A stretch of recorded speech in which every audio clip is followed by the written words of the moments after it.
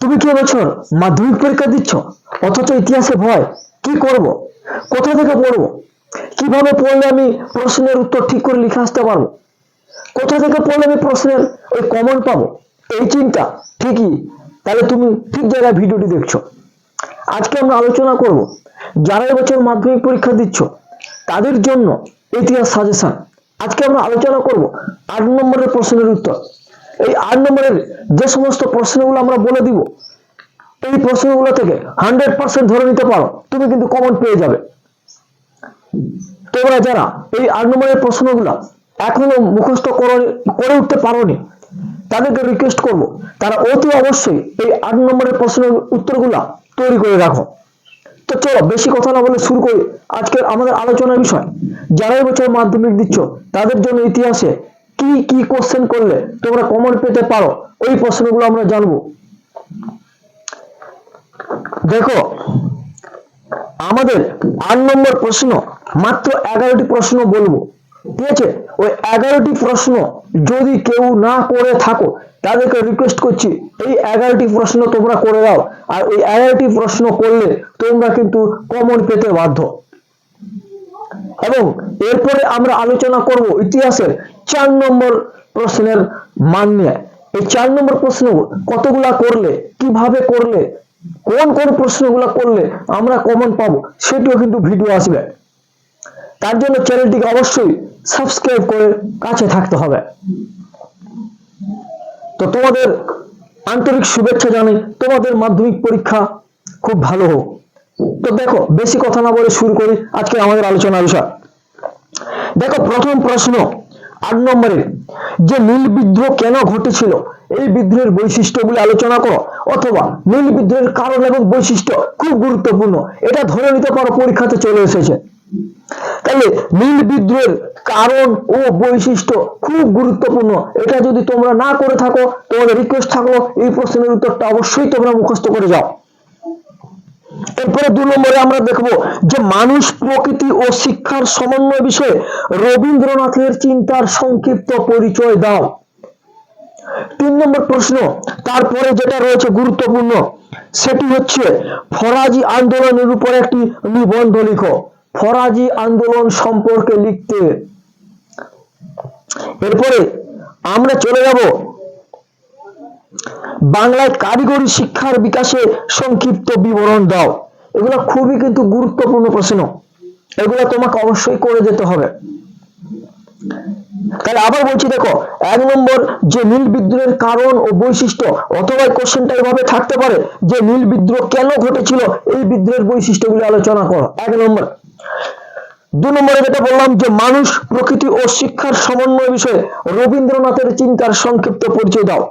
তবে তোমাদের বলছি স্কিপ না করে পুরোটা শেষ পর্যন্ত দেখতে থাকো, তাহলে কিন্তু তোমরা সাজেশনটা সবকিছু তোমরা কমন পেতে পারো, আর না হলে কিন্তু খুব নিজেরাই সমস্যায় পড়ে যাবে। এরপর দেখো 3 নম্বরে যে বাংলায় কারিগরি শিক্ষার বিকাশে সংক্ষিপ্ত বিবরণ দাও।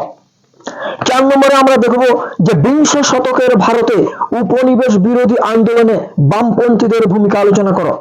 যারা এখনো খাতা কলম বার করেনি তারা খাতা কলম বার করে কোশ্চেনগুলো লিখে নিতে পারো।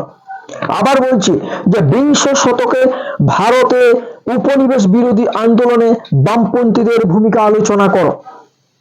এরপরে 5 নম্বর দেখো, 5 নম্বর প্রশ্ন, সেটি হচ্ছে যে 19 শতকে বাংলার নবজাগরণ বলতে কি বোঝো। অথবা এটা এইভাবে দিতে পারে যে 19 শতকে বাংলার নবজাগরণের প্রকৃতি সম্পর্কে আলোচনা করো। এরপরে দেখো 6 নম্বর হচ্ছে যেটা বলছিলাম একটু আগে, যে ফরাজি আন্দোলনের উপর একটি নিবন্ধ। এরপরে 7 নম্বর যেটি প্রশ্নটি তোমাদের করতে হবে সেটি হচ্ছে নারী সমাজের ভূমিকা, অর্থাৎ সশস্ত্র বিপ্লবী আন্দোলনে ছাত্রদের ভূমিকা, অথবা থাকতে পারে সশস্ত্র বিপ্লবী আন্দোলন নারী সমাজের ভূমিকা কি ছিল।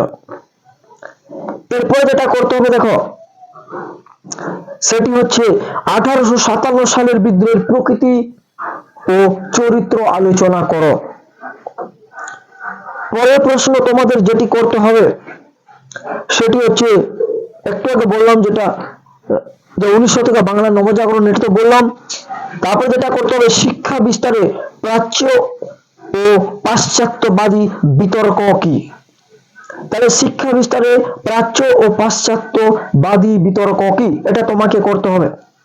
এরপরে দেখো, উচ্চ শিক্ষা বিকাশে কলকাতা বিশ্ববিদ্যালয়ের অবদান লিখো, এটা কিন্তু খুব গুরুত্বপূর্ণ। এরপরে যেটা করতে হবে, যে বঙ্গভঙ্গ বিরোধী আন্দোলনে নারী সমাজের অংশগ্রহণ ও তাদের সীমাবদ্ধতা। এই সমস্ত প্রশ্নের উত্তরগুলো কিন্তু তোমাকে করে যেতেই হবে। এই জন্য বলছি, এখনো যারা এই প্রশ্নের উত্তরগুলো করে উঠতে পারোনি, তাদের রিকোয়েস্ট করছি এই সমস্ত প্রশ্নের উত্তর ভালো করে কিন্তু করে যাও। এগুলা করে থাকলে তোমাদের কিন্তু 100% তোমরা কমন পেয়ে যাবে। এরপরে দেখা যাচ্ছে 1857 সালের বিদ্রোহের প্রকৃতি ও চরিত্র আলোচনা করো। তাহলে এই কয়েকটা কোশ্চেন আমাদের এখানে করতে হবে। তারপর দেখো রয়েছে যে বিংশ শতকের ভারতের উপনিবেশ বিরোধী আন্দোলনে বামপন্থীদের ভূমিকা আলোচনা করো। খুব গুরুত্বপূর্ণ প্রশ্ন, এগুলো তোমাকে করতে হবে। তাহলে নীল বিদ্রোহের কারণ অবশ্যই করতে হবে, ফরাজি আন্দোলনের উপর একটা নিবন্ধ অবশ্যই করতে হবে, বাংলায় কারিগরি শিক্ষার বিকাশের সংক্ষিপ্ত বিবরণটি তোমাকে করতে হচ্ছে, বিংশ শতকে ভারতের উপনিবেশ বিরোধী আন্দোলনে বামপন্থীদের ভূমিকা আলোচনা করো, এটি তোমাকে করতে হচ্ছে। এবং খুব গুরুত্বপূর্ণ যেটি, যে মানুষ, প্রকৃতি ও শিক্ষার সমন্বয় বিষয়ে রবীন্দ্রনাথের চিন্তার সংক্ষিপ্ত পরিচয় দাও, করে যেতেই হবে। ঠিক আছে। আর হচ্ছে 1857 সালের বিদ্রোহের প্রকৃতি ও চরিত্র আলোচনা করো। এই যে গুটি কয়েক কোশ্চেন বললাম, এগুলো তুমি যদি ঠিকঠাক করে যেতে পারো, আশা করি 100% তোমরা কিন্তু এই কোশ্চেন থেকে কমন পাবে। তাহলে আজকের এই ভিডিওটি এখানে শেষ করলাম। যদি ভালো লাগে অবশ্যই একটা লাইক করো এবং বন্ধুদের সঙ্গে শেয়ার করো। যারা সাবস্ক্রাইব করে রেখেছো তাদেরকে অসংখ্য ধন্যবাদ। যারা সাবস্ক্রাইব করোনি এখনো, তাদেরকে রিকোয়েস্ট করছি চ্যানেল সাবস্ক্রাইব করে কাছে থাকো। এইভাবে নিত্য নতুন ভিডিওগুলি পাওয়ার জন্য। আমরা পরের টপিক আলোচনা করব ইতিহাস নিয়ে সাজেশন, সেটা হচ্ছে 4 নম্বর। আজকে আমরা আলোচনা করলাম প্রশ্নের মান 8 নম্বর।